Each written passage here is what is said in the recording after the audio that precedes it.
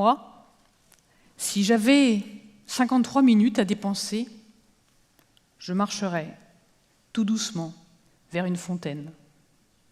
Cette pensée est celle du Petit Prince de Saint-Exupéry. Il se trouve que moi, aujourd'hui, ici, avec vous, j'ai quelques précieuses minutes à partager.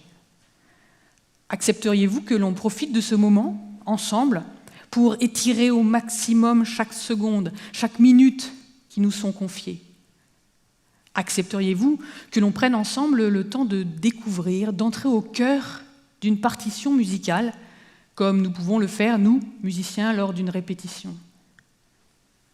Accepteriez-vous qu'ensemble nous marchions, tout doucement, vers une société exemplaire, imaginée par un de nos plus grands compositeurs romantiques français, Hector Berlioz? Génial orchestrateur, illustre chef d'orchestre, remarquable écrivain féru d'innovation technique et musicale, Hector Berlioz imagine en 1844 ce que serait pour lui la société idéale et invente Euphonia, ou la ville musicale. Il s'agit, écrit-il, d'une nouvelle de l'avenir. La scène se passera en 2344. Euphonia, une ville musicale où compositeurs, instrumentistes, chanteurs, facteurs d'instruments, musicologues se côtoient et vivent ensemble dans le seul but de partager, comprendre et servir au mieux la musique. Ville futuriste, régie à la fois par le progrès technique et le langage musical, Euphonia est bâtie un peu comme un orchestre, avec un quartier, une rue pour chaque famille de musiciens. Vous trouverez par exemple l'arrondissement des percussionnistes. Si vous suivez le boulevard des Cuivres, vous arriverez dans le quartier des cordes, qui entoure le magnifique jardin botanique des Bois.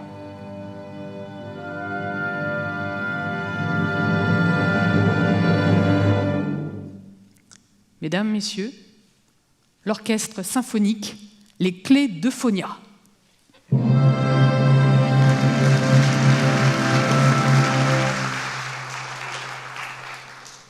Aujourd'hui, les euphoniens et moi-même aimerions vous parler d'un autre grand compositeur français, Maurice Ravel.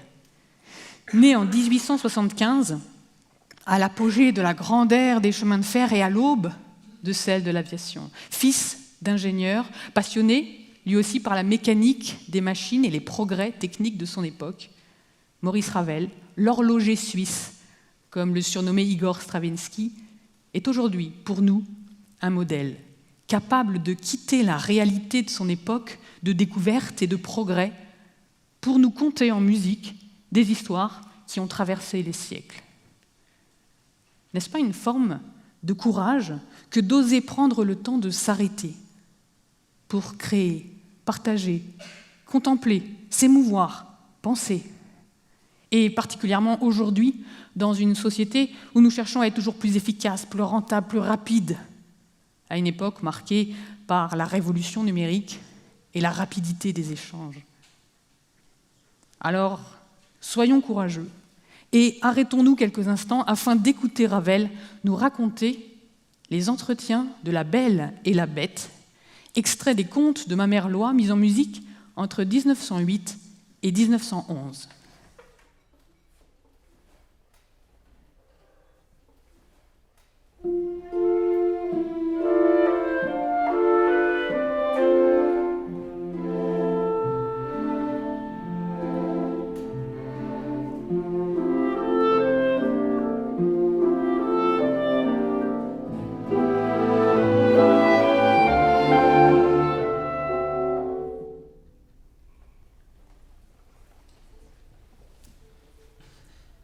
Le premier ressenti est tout à fait agréable, charmant, une musique paisible, au mouvement calme et serein. Vous avez peut-être perçu le mouvement rythmique à 3 temps de la noble valse.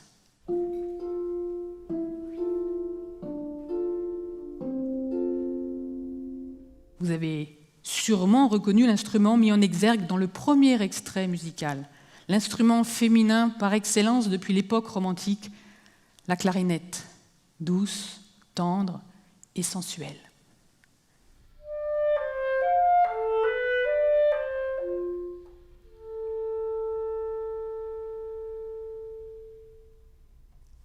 Vous venez de faire connaissance avec la Belle.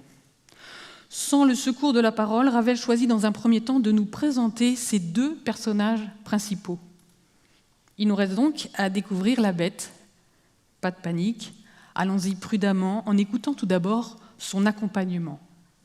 Si celui de la Belle est doux, séduisant, charmant, celui de la Bête paraît beaucoup plus âpre, froid, dur, accentué. Écoutez cet extrait et prêtez une oreille attentive aux violoncelles et contrebasses que vous entendrez trembler d'effroi, tout comme la Belle lors de leur première entrevue.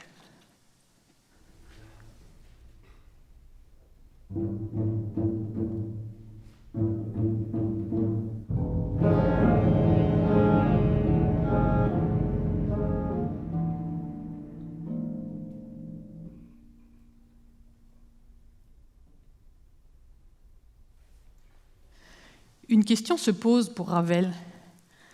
Si la clarinette a su représenter magnifiquement la féminité, la douceur, la fraîcheur de la Belle, quel instrument pourrait symboliser la laideur, la douleur, la solitude, l'enfermement de la Bête? On imagine plutôt un instrument aux couleurs sombres, pourquoi pas un instrument de la famille des cuivres, le cor, par exemple, dans son registre grave. Voici le thème de la Bête au corps.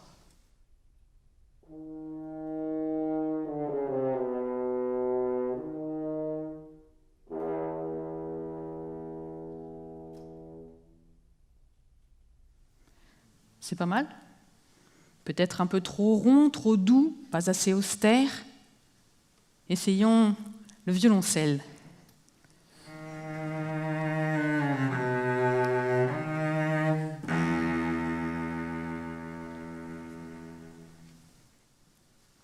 Trop chaleureux, trop expressif, trop proche de la voix humaine. Rappelez-vous que la Bête, dans le conte de Madame le Prince de Beaumont, est privée de beauté, mais aussi d'esprit. Sans vouloir vexer nos contrebassistes, essayons cet instrument le plus grave de la famille des cordes.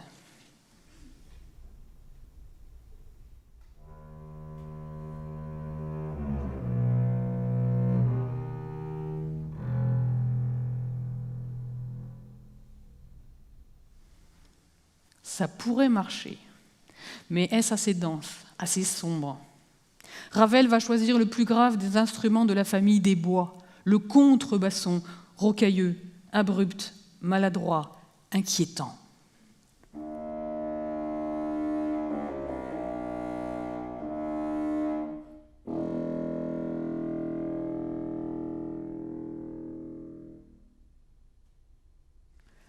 Le thème, la mélodie, vous l'avez entendu, dessine une ligne descendante et se termine par une chute dans le grave, un affaissement qui symbolise la souffrance, le désespoir de la Bête dans sa prison dorée. Deux thèmes donc très différents que Ravel, dans son introduction, va séparer par un silence musical qui marque une rupture, une fracture entre deux mondes à première vue terriblement dissemblables. Un silence tendu qui crée l'attente, l'émoi, l'effroi. Vous pourrez le vivre tout à l'heure. Comme vous le savez, nos deux personnages vont finir par faire plus ample connaissance. La Belle va apprendre à découvrir peu à peu la Bête et à poser sur elle un autre regard. Pour symboliser ce rapprochement, Ravel va confronter les deux protagonistes, les deux thèmes, en les faisant entendre simultanément. Et si vous êtes attentifs, vous pourrez percevoir tout à l'heure que le thème de la Bête va se bonifier au contact de la Belle et quitter progressivement le grave de l'instrument pour monter dans un registre plus aigu, des ténèbres vers la lumière. Et en effet, vous connaissez l'histoire, la Bête va peu à peu prendre confiance et poser la question fatidique. La Belle, voulez-vous être ma femme? Non, la Bête. Et là, c'est le drame. Écoutez le cri, la douleur du monstre.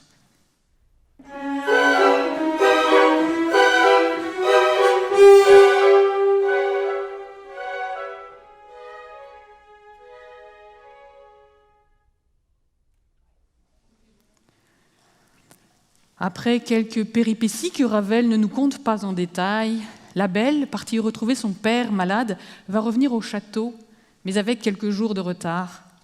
Retard fatal pour la bête, qu'elle retrouve à son arrivée allongée dans le jardin, se mourant de chagrin. Je meurs content puisque j'ai le plaisir de vous revoir encore une fois. Non, ma chère bête, vous ne mourrez pas, vous vivrez pour devenir mon époux.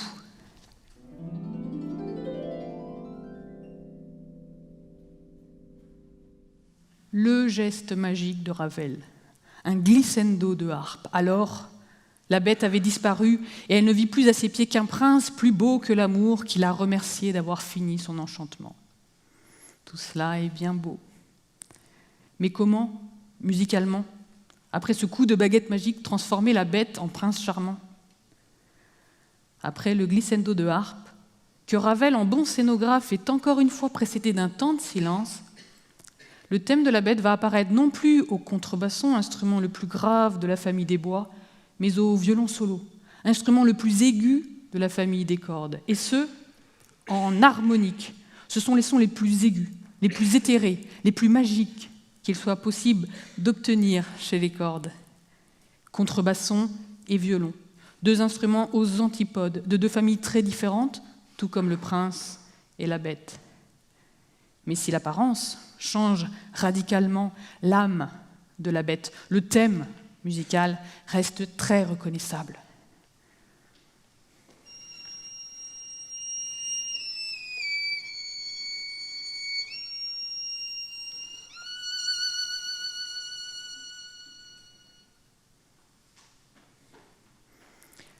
La musique va s'apaiser, le violoncelle solo va prendre le relais du violon, comme si l'envoûtement avait complètement disparu et le prince reprit tous ses esprits et sa véritable nature.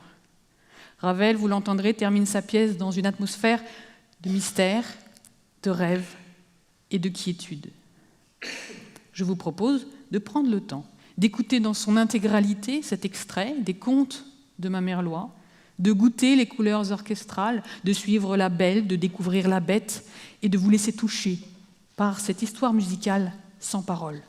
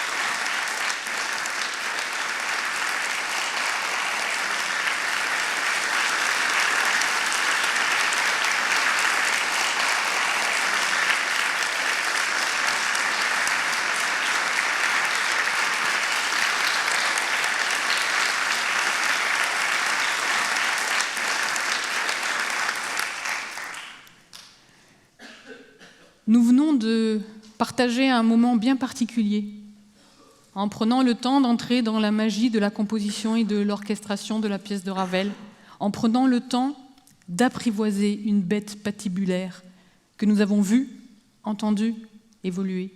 C'est finalement peut-être elle qui nous a procuré le plus d'émotion, d'empathie.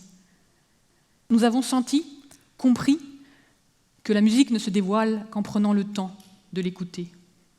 2030, nous avons 10 ans, 3650 jours, 87 600 heures, 5 256 000 minutes. Je vous épargne les secondes.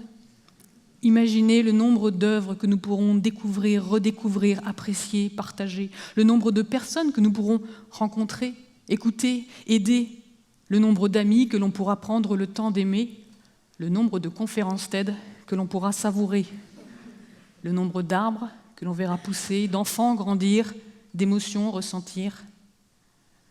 En attendant, permettez-moi de conclure en formulant 3 souhaits. Je souhaite que vous puissiez un jour prendre le temps de réitérer cette expérience, d'entrer au cœur d'un chef-d'œuvre, quel qu'il soit. Je souhaite que vous ayez envie de partager les émotions que vous avez pu ressentir au contact de cette musique.